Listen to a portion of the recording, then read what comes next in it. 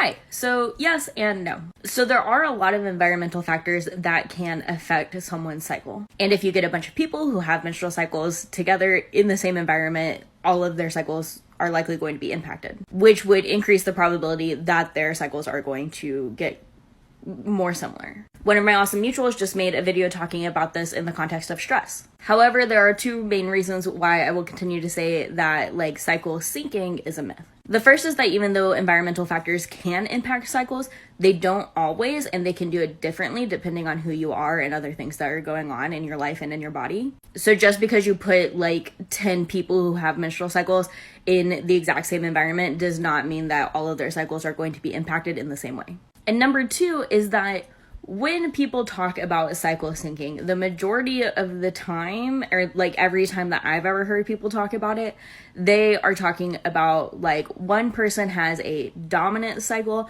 and another person has a submissive cycle, and the person with the submissive cycle, their cycle just completely changes to match up with the dominant cycle. Or sometimes they'll talk about if you have two people with submissive cycles, their cycles will just sort of meet in the middle. But ultimately, what they're talking about is that one person's body and one person's physiology is influencing another person's physiology just by being near them. That's what the concept of cycle syncing normally refers to. And that's a myth. There's absolutely no evidence that that happens. It's very likely just due to probability. Some people on that original video were like, oh, it's pheromones, and that's how one person's physiology can influence another person's physiology. But to date, there's no actual evidence that humans give off pheromones or that we can process pheromones. Because a lot of processing pheromones has to do with your olfactory stuff, which is mostly in your nose.